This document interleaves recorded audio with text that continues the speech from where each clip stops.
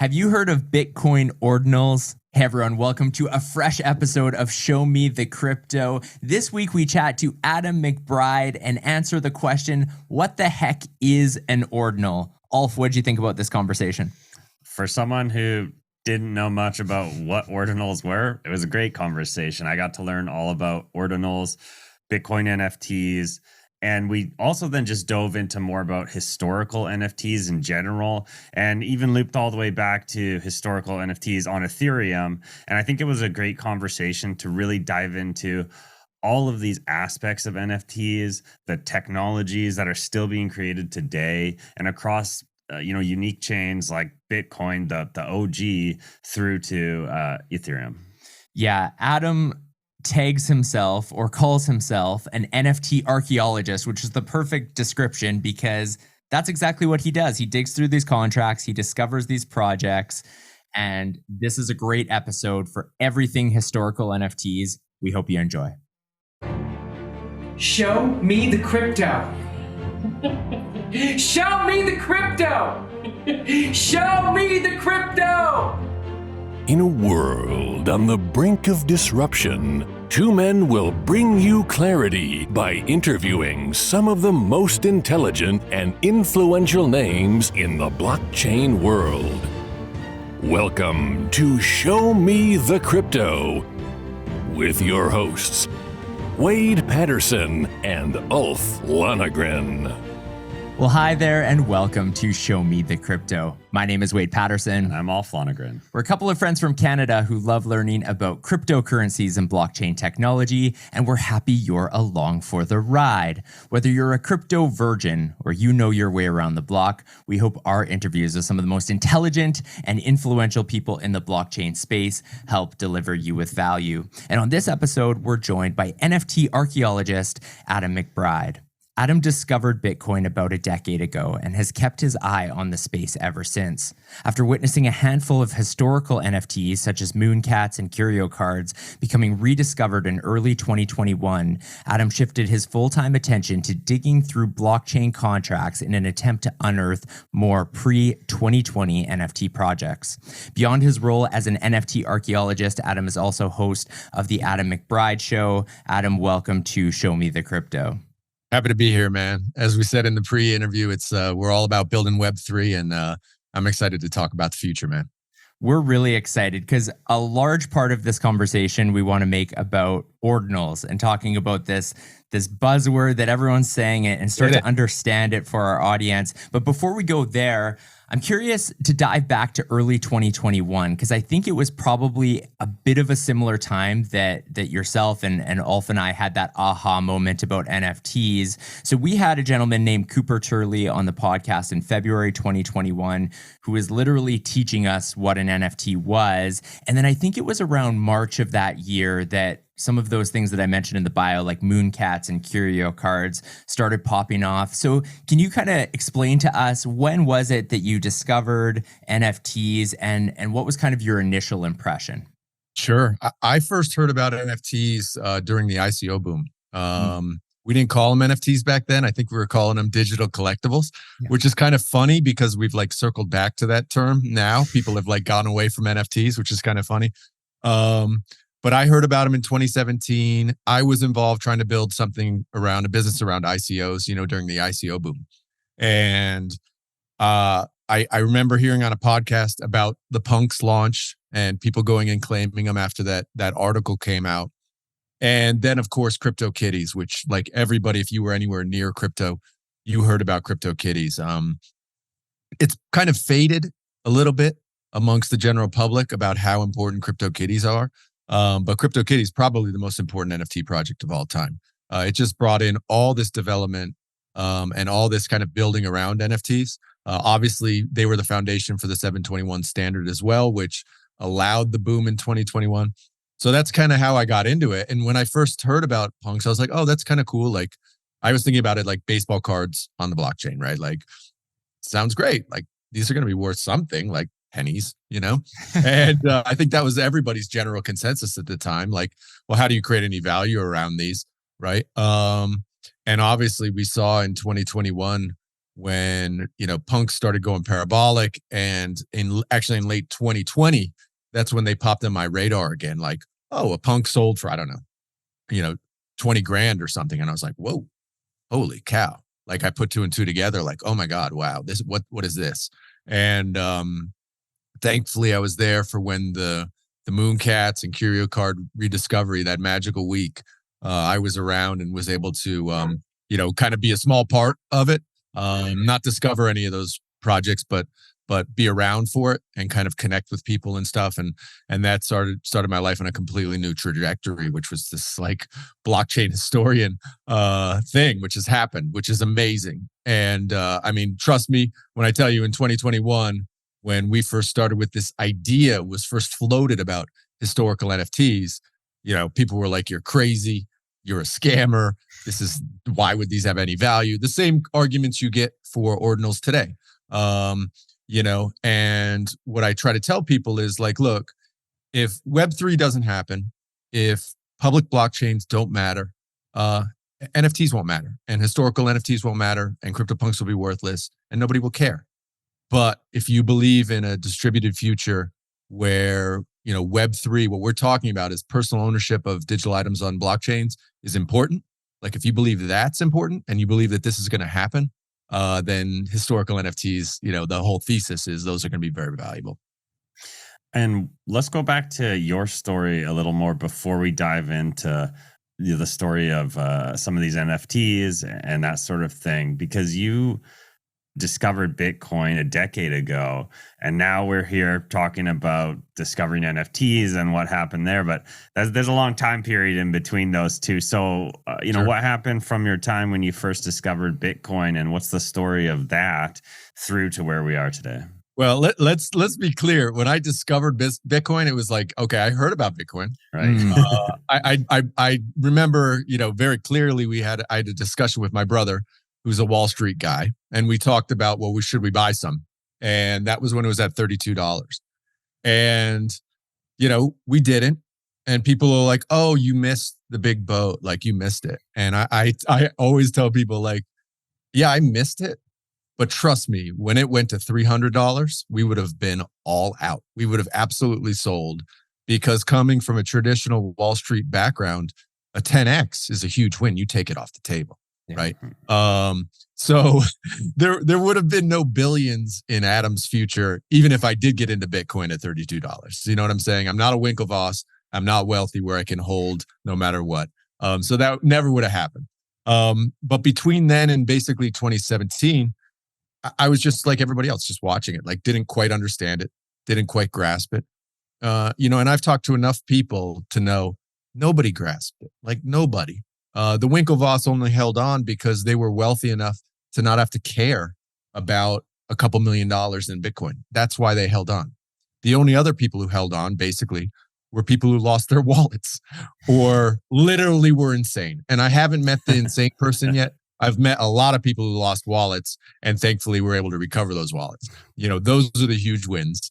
And to bring it back to my NFT investment strategy, that's what I actually do. I actually buy stuff in a bunch of different wallets and I just park it there. And I honestly don't even know where half my wallets are. I have ledgers and seed phrases and banks, and I don't even know where stuff is. That's my strategy. If I'm still alive in a decade, I go and I start rediscovering what stuff I have. And if I'm long gone, my son hopefully will dive in and rediscover what the heck I have. Hopefully it's worth something at that time. But that's basically my entire investment strategy.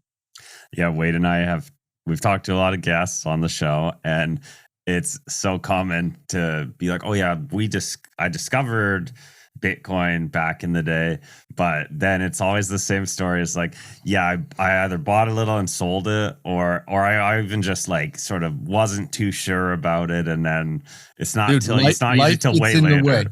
Yeah. Life gets in the way. I know lots of guys who had thousands of Bitcoin, and it just dwindles, man. Life comes in, you need a new car, you need this.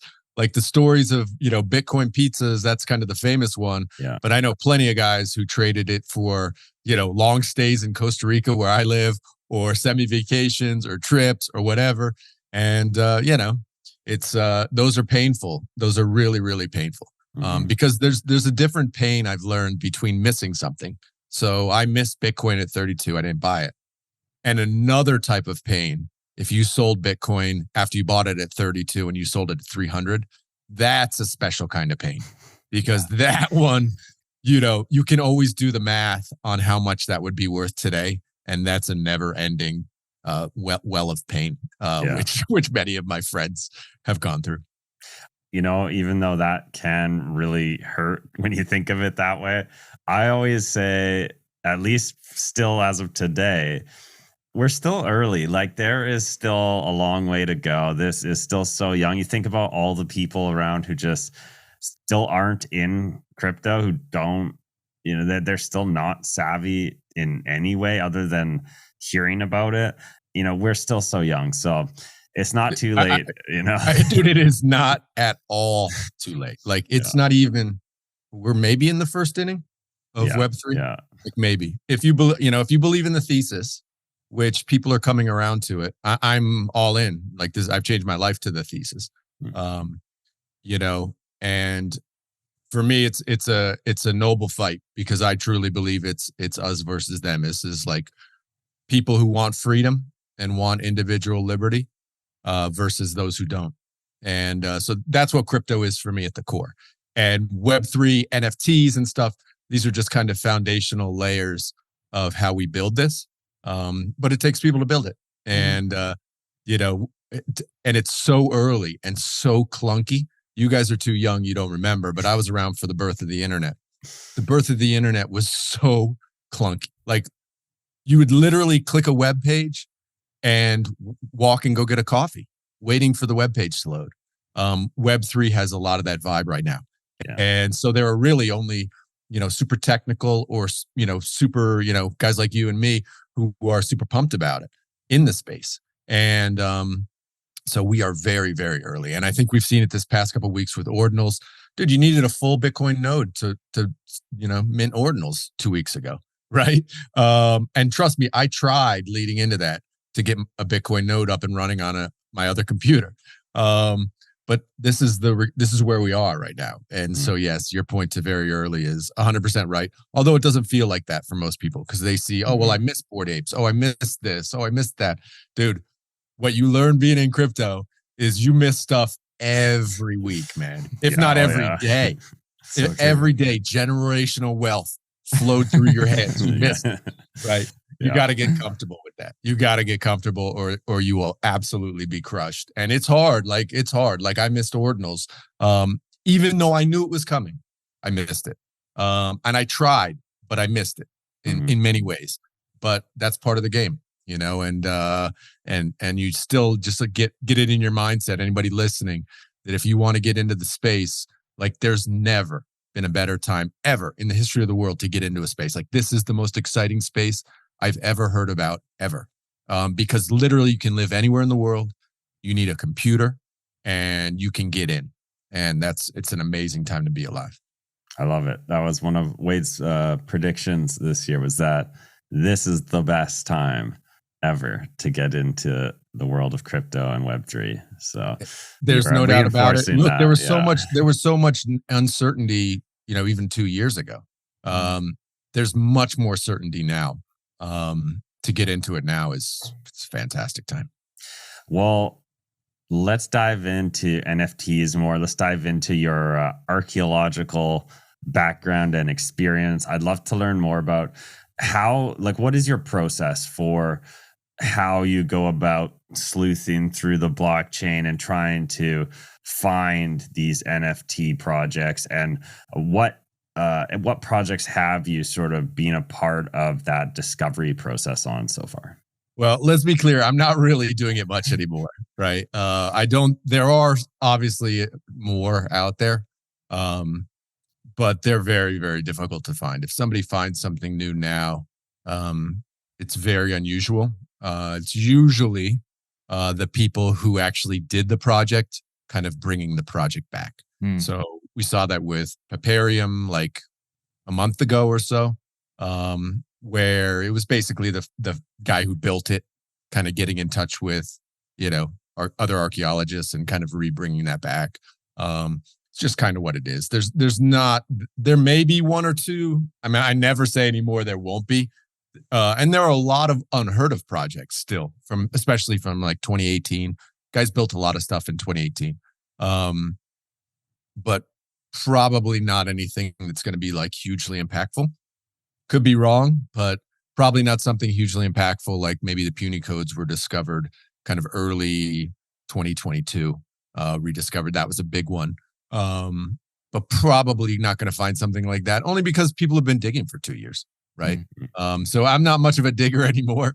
Once in a while, I'll get still approached by people who built projects to try and help them bring them back, and that's simply a process for me about trying to figure out if this kind of was either early enough or did something special that'll be interesting for collectors. I've turned down dozens and dozens of projects that people wanted me to help bring back that I didn't think had enough value to collectors to actually bring back, because there was a lot. Like, I think we sorry guys. No, it's fine. Good. Dogs protecting my house. In Costa Rica, you get the battle of the dogs between the but so kind of I've just used my judgment there, and I may be wrong on certain things. I've been wrong on others. I'm certainly don't have a perfect record when it comes to bringing projects back. But I just try to use my judgment and be as transparent as possible when bringing stuff back. I am working on a couple of older ones, but these require quite a bit of technical rejiggering, I guess you'd say, kind of to make the old contracts function in today's world. And there's one I've been working on for quite a while because it's super complicated.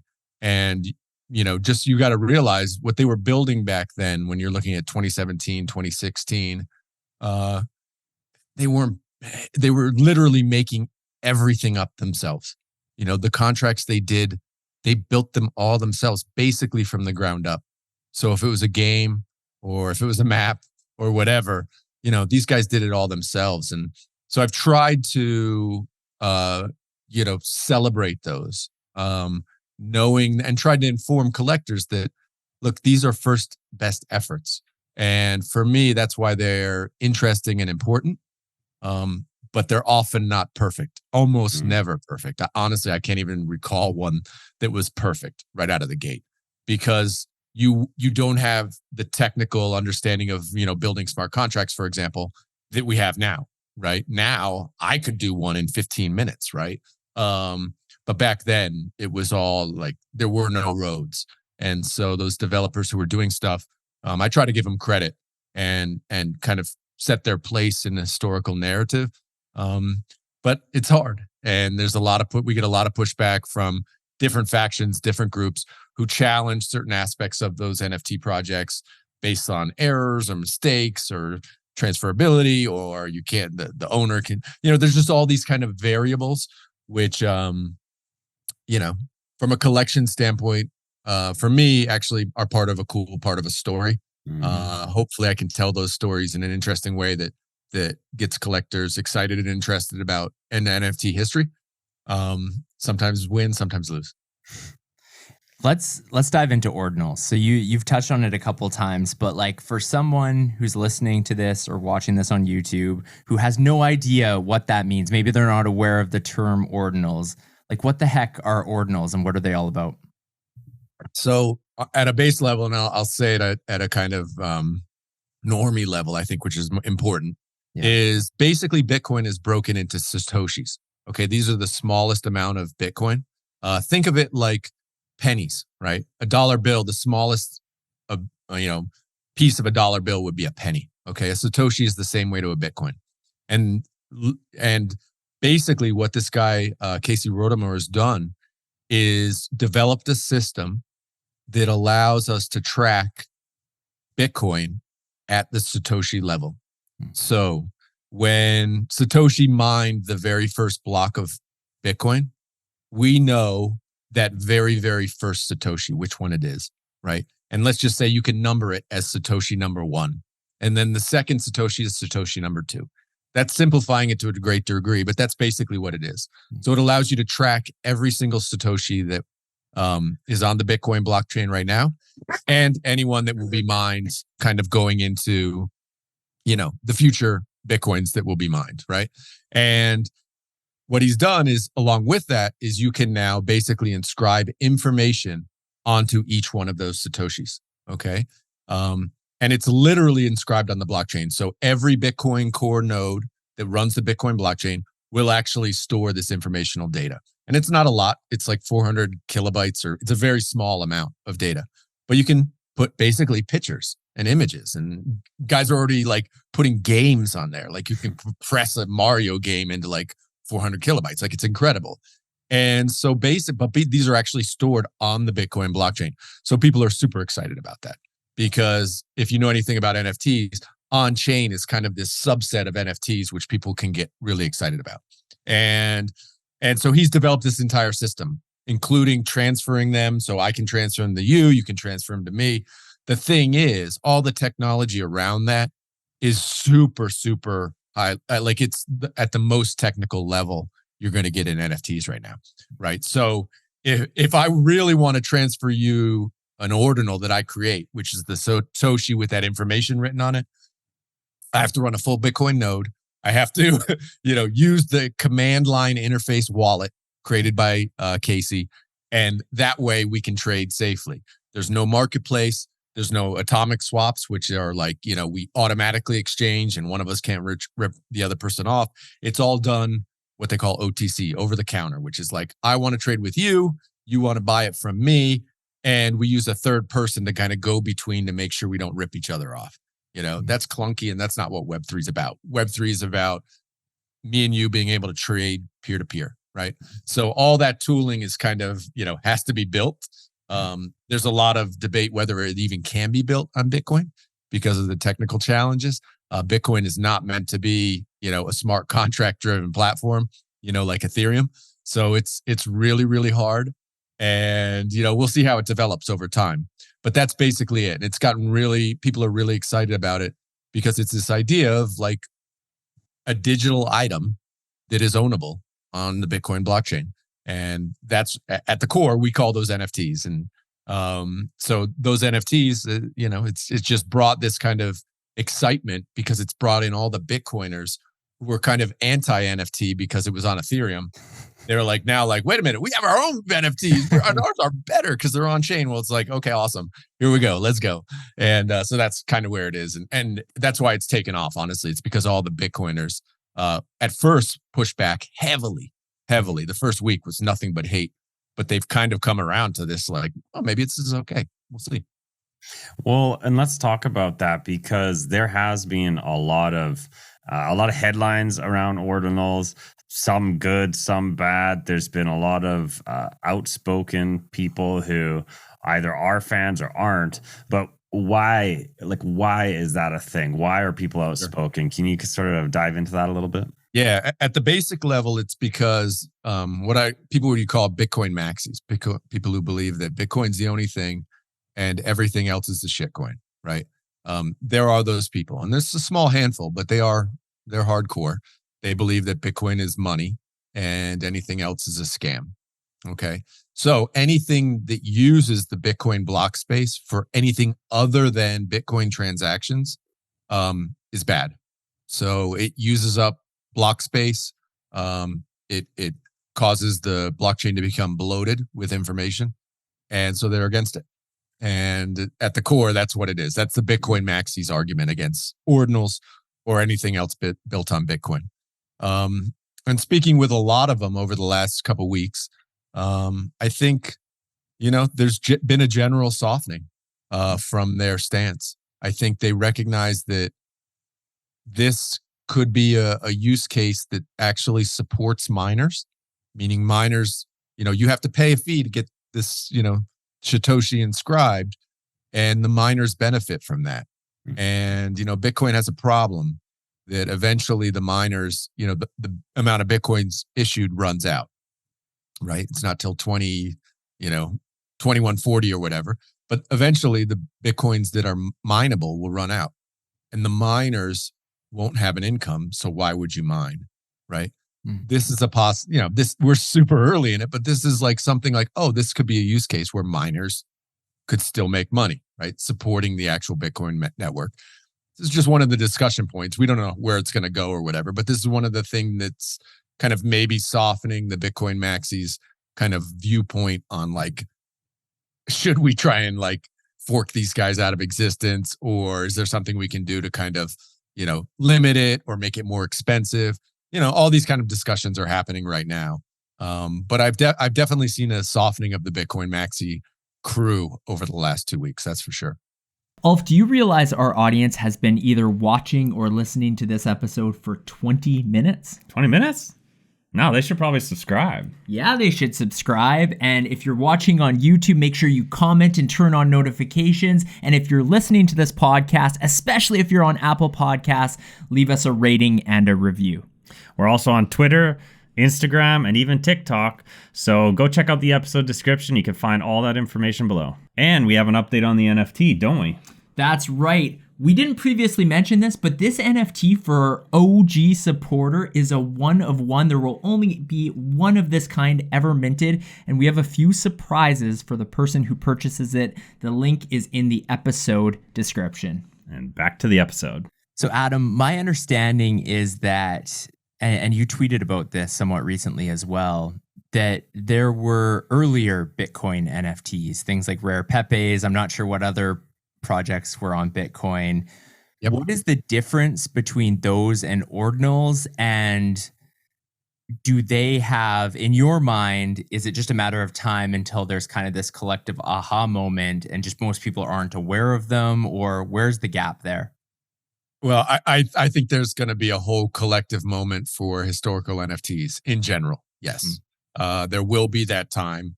And like I've said many times, it may be a decade or more away.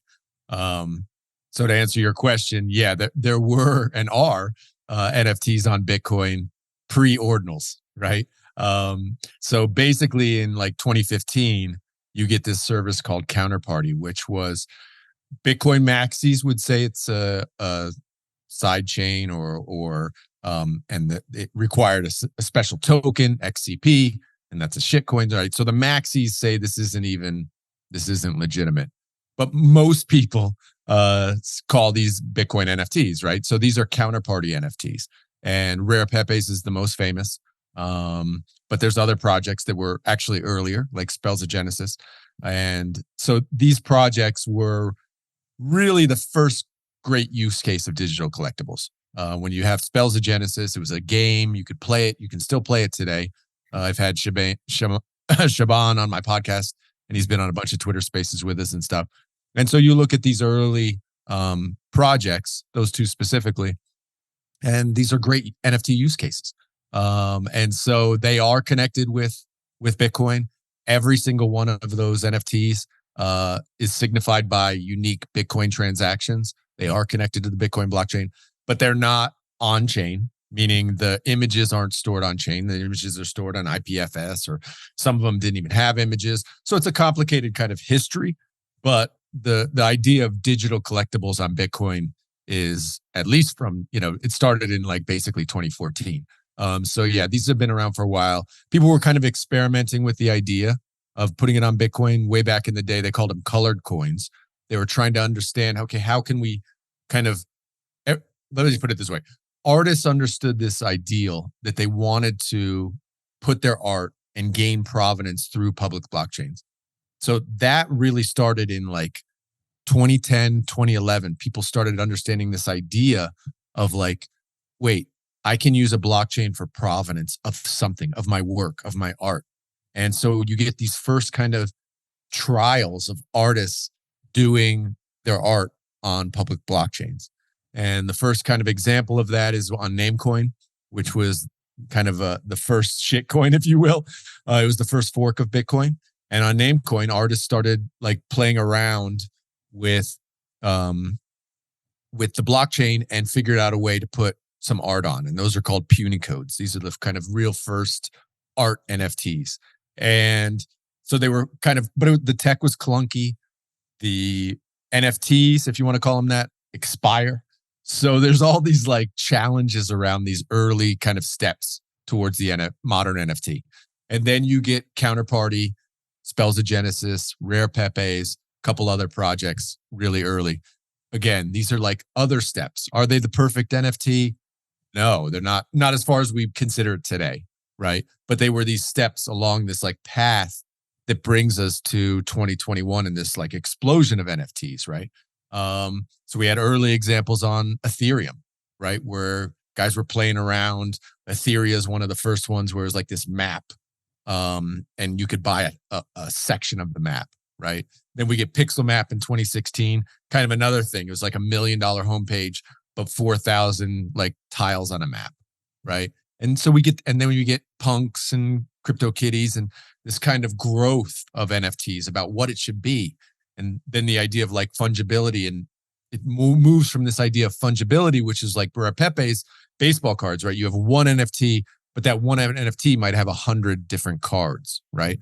So you move from that kind of model to the modern NFT, which is one of ones, each unique, and now we're kind of moving back to fungible, where and so you get it's like this it's an evolution, and it's a never-ending kind of tapestry of what we want.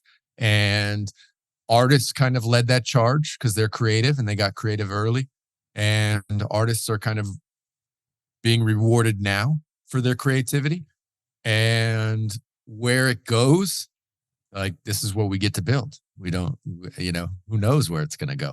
But ordinals are just kind of the latest step on this kind of evolution of digital items, really.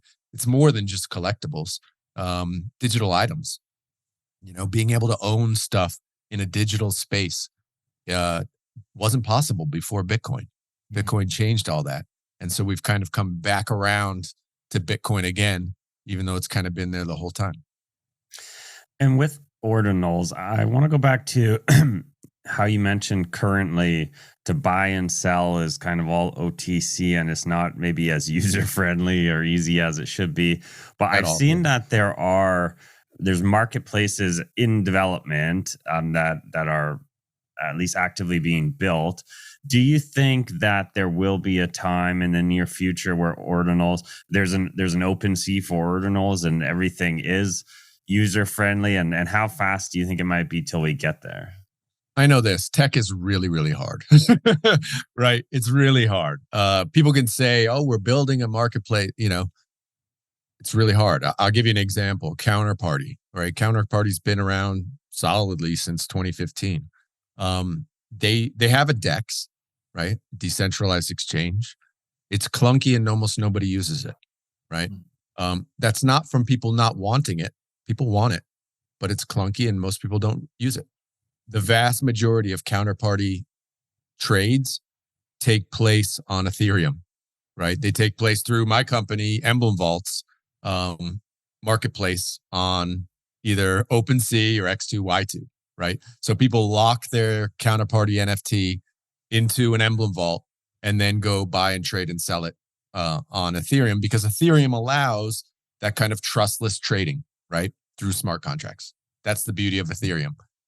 Whether that, and to be clear, most ordinal sales have taken place on OpenSea, right? Through our same technology, through Emblem Vault. Yeah, you have a bunch of kind of big OTC trades, but the vast majority of trading has taken place on OpenSea through Emblem Vault because of that trustless nature that's enabled through smart contracts. Can that happen on Bitcoin? It's possible. And I know guys are trying. They're trying really hard. But I know it's technically very, very challenging. Very challenging. And then layer on another thing, which I've seen kind of in just my business experience. Where is the attention and where is the actual liquidity? Right now in NFTs, almost all liquidity is on OpenSea, right?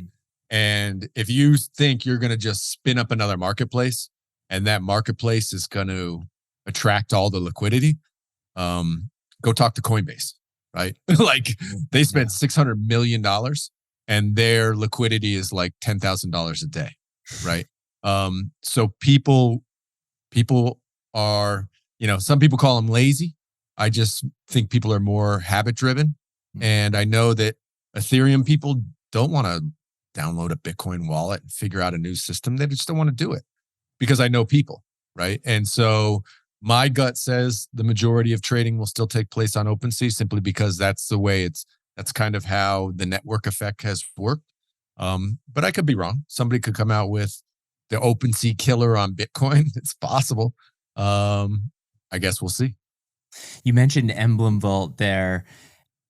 Is there, like, what should people know who are going to use that and interact? Because I know you've put out videos, other people have put out videos that have to do with verifying that assets, like the contract is the actual NFT Absolutely. they think they're buying. So what's the risk, and how would, I guess, a scam happen on Emblem Vault? Or somebody? Absolutely. Yeah. So at the core of the tech, and I'll just give you the kind of the basic view, is what Emblem Vault does is it creates an NFT.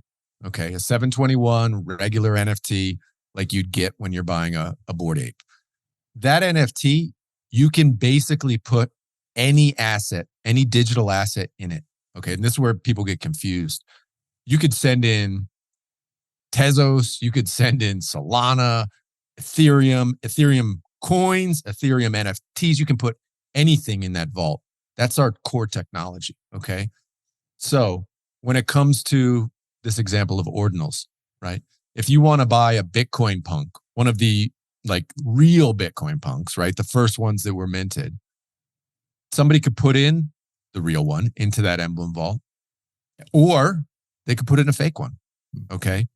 The vault itself, it's really hard for us to know whether or not that one's real or not. And the only way to really do that is for us to build special tooling and for that particular collection. And so, for example, like next week, we're actually launching what we call a curated collection. So rare Pepes will be launching next week. What we've done is we've built a very specific smart contract so just for rare Pepes, where we actually check each individual card. Okay. In that way, you can't be scammed. If you visit the rare Pepe curated collection, you know when you buy that Nakamoto Pepe, you are actually getting that Nakamoto Pepe on counterparty. Okay. Up until now, somebody could put one in that looks legitimate. It's got the same picture, but you have to verify right now, as it sits right now, you have to verify that information of what's actually in that vault.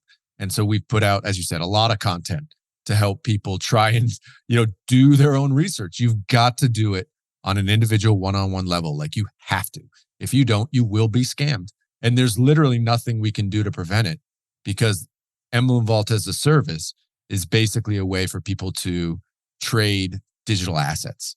And so you have to be aware of scammers. They are absolutely out there. They're everywhere. We do everything we can to try and prevent it. But it's literally impossible other than doing these kind of curated collections. And so we're just starting that. Next week, we're launching our first one.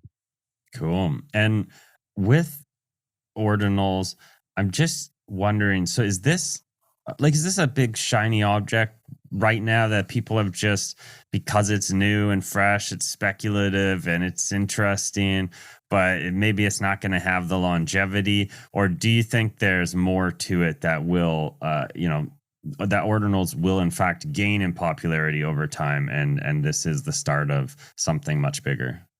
I'm old enough to know that I don't know. What I do know is that when attention and interest comes into something, money comes in, and the money builds stuff. And when you build stuff, new stuff happens, and then new things happen, and you go in these kind of wild, crazy directions that nobody could have thought about. And it's hard for us to capture that in the moment, to really understand it in the moment. But I'll give you an example of the birth of the internet. If you had asked anybody, and literally any of the 7 billion people on Earth in 1998, and you had said to them, actually, the best use case of the internet will be connecting people on shows on other sides of people on the other side of the world, and I'll have a video studio in my pocket, and everybody on Earth will create TV shows and radio shows. there's not one person on the planet who would have believed you. Not one. Literally 0 people on the planet thought that was possible. 0.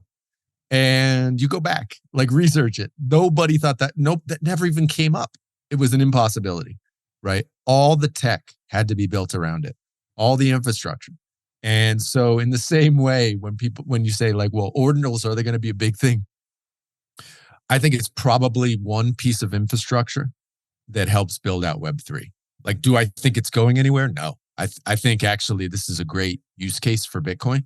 And so how people use it in the future, I don't know. I mean, we've already seen in the last 2 weeks, Joe Looney, who's one of the first, Rare Pepe founders, started basically a tool where you could mint on Counterparty, but rather than put the image in like IPFS for storage, you could mint the image into Ordinals, right?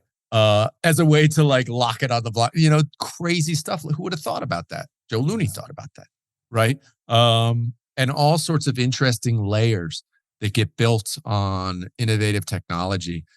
This is the way we build the future. So do I think ordinals are like the game-changing thing that are going to revolutionize NFTs? No, absolutely not.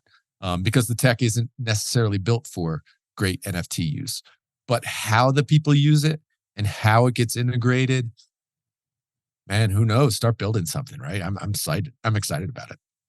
And so on that note, what art has been created so far? Like what collections exist today, at least with popular ones that are built with ordinals?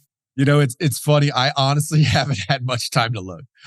We've been so overrun with technical challenges and just kind of getting word out and me building like how-tos and stuff like that, that I honestly beyond the kind of like most well-known collections, the punks and that sort of stuff. I honestly don't know what else is. I mean, I know stuff's trading because I see it kind of scroll through on Emblem Vault on OpenSea, but I don't know what's popping. I know people are looking at one-of-ones. People are looking at different art projects. For sure, like in the historic NFT space, which I'm heavily involved in, people are looking at the earliest ordinal inscriptions. The idea behind that being, if ordinals continue and ordinals become kind of a useful tool in Web3, those very, very first inscriptions, sub 100 or sub 1,000 might hold some, additional value as like a collectible. So certainly people have been buying, those up for like what I would consider crazy sums, but I'm a terrible trader. So what do I know? Like I know my buddy Leo bought ordinal number 69, which hey, 69, it's a great number, people love it. He paid like 4 Bitcoin. I'm like, bro, 4 Bitcoin, you are insane, man. You are an insane degen. But dude, that may be the best trade he ever did in his life, or maybe not. Maybe it's basically worthless. I don't know, but maybe it's worth 400 Bitcoin in the future. I have no clue. But he thought it was a good deal and he went for it. So I know those are kind of like the subcategories of what people are collecting. I'd be hesitant to advise it. Like I get DMs and people have been DMing me, what should I buy? Man, it's like, I don't know, man. I literally don't know. I understand the value proposition of a super early ordinal. Like I get that because they are numbered and this is going to be like the first ones. Okay. From a historic perspective, if ordinals become anything in the future, those could be like valuable from a collector's perspective in 10 years, but they might not be. Like ordinals may be, forked out of existence on Bitcoin. That's possible. Like who knows, right? So there's a lot of risk in it. I would not advise you to spend anything more than play money, Actually, what I would encourage you to do is create some ordinals, make some, give them out to your friends, like use it. I think that's the cool way to get involved. Mint something, mint a picture of your kid, just do something, right? Your kid on, locked forever on the Bitcoin blockchain. Like that's cool. Do stuff like that. Get yourself involved in the technology and, who knows, maybe an idea will come to you of how to use these in a cool way. And, maybe that becomes the next big thing. Is Emblem Vault similar to how you talked about a curated collection for rare Pepes? Is that something, because Ordinals have this buzz behind it, is that an area, I would imagine it's a hugely heavy lift to do that, but is that an area you'd look to maybe have a curated space as well? Yeah, we've talked with the punk guy, Bitcoin punk developers, because that seemed to be the highest, volume traded of all the Ordinals. And so we worked quite a bit with them to try and cut down on fraud and cut down on scammers. Still haven't been able to shut all the doors, but just really putting in big effort to try and stop that. And it's possible, that we would create a curated collection for them. And what that would look like is basically it's its own individual smart contract, and people who want to put an ordinal in to that smart contract and create their NFT, basically our system would verify that it's legit. So like you can look at a Bitcoin ordinal right now, they actually built a web page where you just post the ordinal number in or whatever from OpenSea, and it'll tell you if it's legit or not. Basically, we'd have to build a smart contract that kind of does that automatically. And we could do that. It just takes, a few weeks of our devs kind of heavy lift, and that we don't have that time at this moment, but it's possible. We could absolutely do that for collections of ordinals. I know a lot of your focus is obviously on the historical NFTs, but what about current, or let's call it 2021 and as recent NFTs? Are there any projects that you're particularly interested in, and what do you think it takes to make a relevant new NFT project? It's interesting. I look towards, because I've looked at the past. The way I look at the future is, okay, what are artists doing that's kind of interesting now? Because I think the creatives will push the technology in ways that maybe the average person isn't thinking about, and kind of moves us into this new future. And so I look at, friend of mine, Douglas, is he's the owner of wilds.xyz, wild.xyz. And what they're doing is like an artist residency where they have artists in, and they help those artists basically create their art within like a metaverse environment. So some of my favorite artists like Mitchell F. Chan and Jeffrey Allen Scudder, who are kind of from this historical NFT space, were in it early in just creating art on the blockchain, years ago. We're part of this project, and they're creating these kind of like virtual art where you're either part of a game or immersed in something. And I think, this is kind of an interesting area of development where it's like, to give you some historical context, digital artists couldn't make money a decade ago. They literally couldn't make money. If you were a digital artist, you had basically, there were probably less than 5 digital artists in the world who made money a decade ago. And that's because there wasn't a way to sell it that created value for the holders.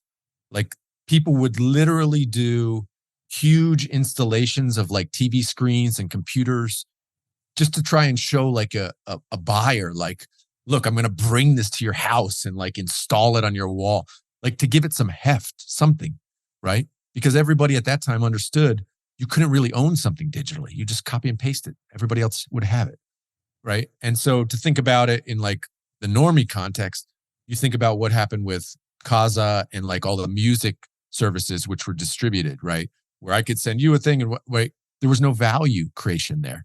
Artists got nothing from that. And so blockchains changed that game, right? NFTs changed that game for digital artists.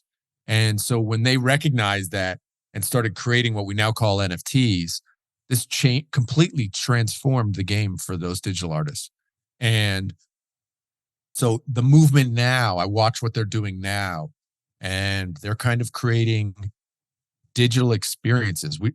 You would call them video games, but it's art as an immersion experience. And that's kind of like the new exciting stuff that I'm kind of pumped about. Because if you think about, well, where's this going with AR experiences or VR experiences when Apple comes out with the AR glasses and I can kind of layer a skin of digital over my physical reality, who's going to create that digital experience? And I look towards artists. I think artists are going to create that digital experience. And so these first efforts of these artists trying to create immersive experiences, I think is pretty exciting. Going back to historical NFTs, we've talked a lot about Bitcoin and historical NFTs on Bitcoin for this conversation. But to switch gears a bit to Ethereum, what are some of the historical Ethereum NFTs that interest you the most? Ooh, the most. The most is hard, man. Most is like picking your favorite kid. It's impossible. You can't. I can't pick the most. For me, always the most special is Pixel Map. And not to say that this is from like any sort of investment standpoint or anything like that. What this is just, it was the biggest one that I rediscovered. So it was a 2016 NFT project.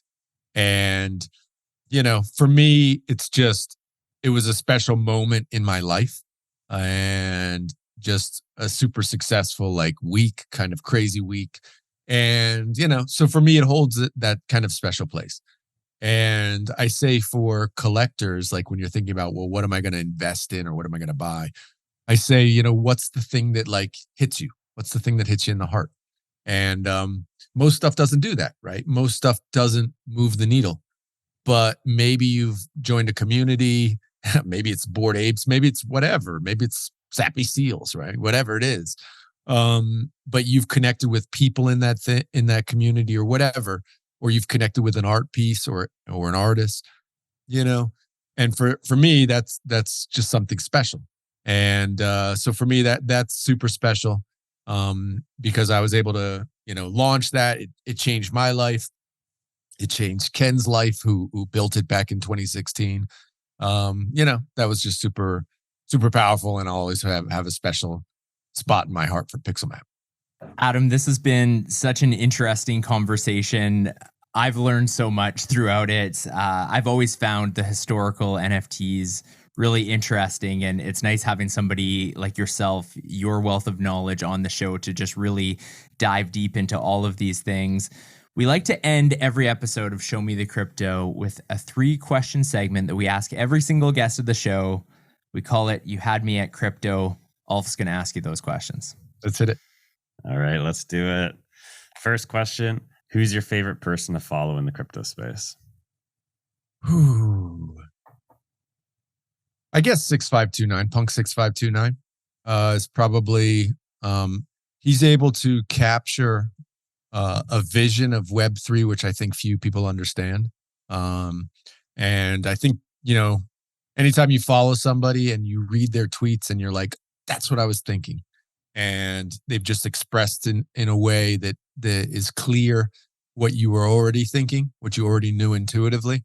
Those are the best follows. That's what I try to do.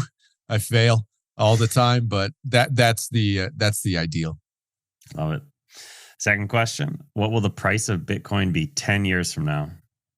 Ooh, this is a rough one. And, you know, I'll preface it by saying the people who want Bitcoin at $1 million, I don't want Bitcoin at $1 million, right? Not because I don't hold Bitcoin, but because I know if Bitcoin's $1 million, something terrible has happened to the US dollar. And I don't want the US dollar to be terrible, right? I have family, friends, you know, in the US. I don't want them to be crushed to pump my Bitcoin bags. So let's hope that doesn't happen, right? 10 years, you said? Let's go with that. Decade out. Let's go with $85,000 to a Bitcoin. All right. I'll see you in a decade. Yeah, exactly. We'll play it back in 2033 and see how. All right. Third question. What is the most underrated project in the crypto space? Ooh, man, that's it's literally impossible. And trust me, I'm completely wrong. I'm completely wrong. I would say, and this is, I'm pumping my own bags here because I hold a few. there's this project on Bitcoin called Saratobi. And Saratobi was built by this guy named Christian Moss. He was living in Japan at the time.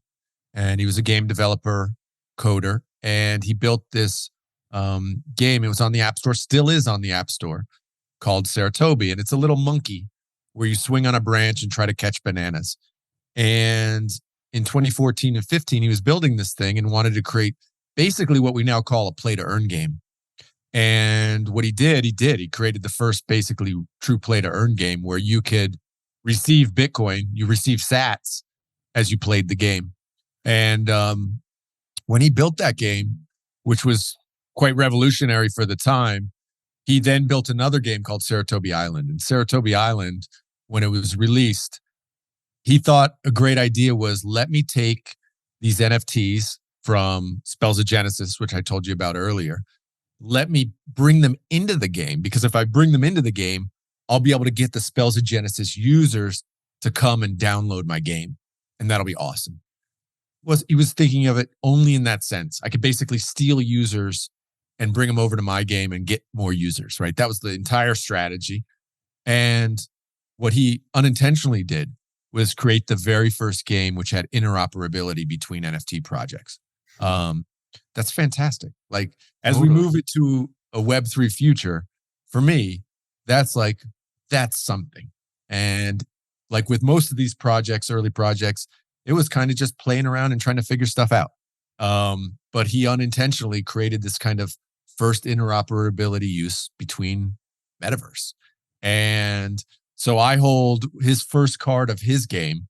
It's called Ninja Suit. And I hold a couple of those. And, I know guys who hold a lot of them because they believe like this is really something really special. And I think they've sold for, I don't know, 6-7 ETH over the last, few months. So I could see those and there's only 200 of them.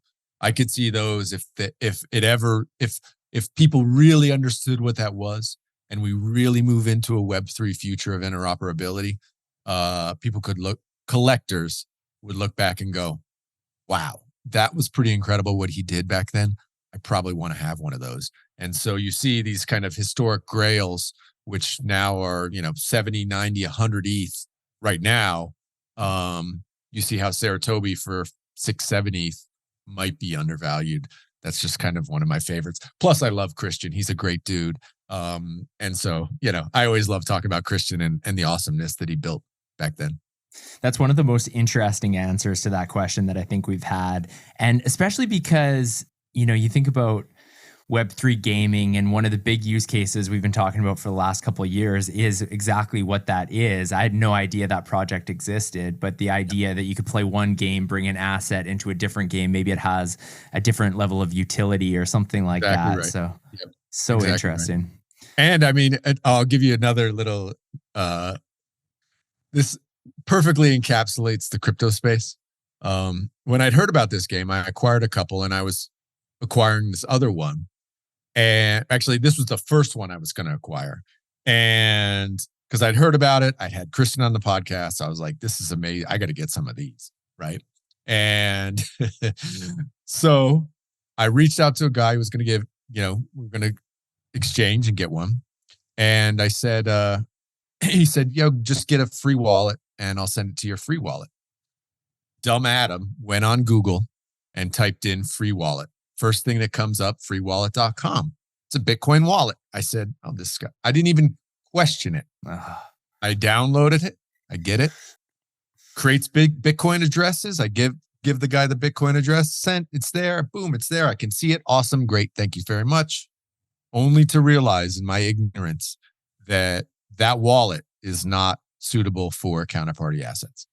And what I should have downloaded was freewallet.io, which is counterparty native and intuitive. So basically that Ninja Suit is now lost to the sands of time at that exchange. And trust me, I've contacted them. They're like, yeah, you're never getting that back. No. So at the same time, like, hey, look, man, I forgot. I have the Ninja Suit shirt on. Right? I got the Ninja Suit shirt on. So it was that was not planned, by the way. That was not planned. I did not know I was going to have a Ninja Suit question. But those are the breaks, man. And so I still have a couple of them, so I feel very fortunate to even have a couple. And I love talking about Ninja Suit for sure. Sounds like the supply is 199 then with that one. Oh, that's absolutely, lost man. forever. It's definitely lost to the verdant dress, man. Adam, this has been an awesome convo. Thank you so much for joining Ulf and I on this episode of Show Me the Crypto. Appreciate you guys. Thank you for listening to Show Me the Crypto. Please make sure to subscribe as well as rate and review this podcast.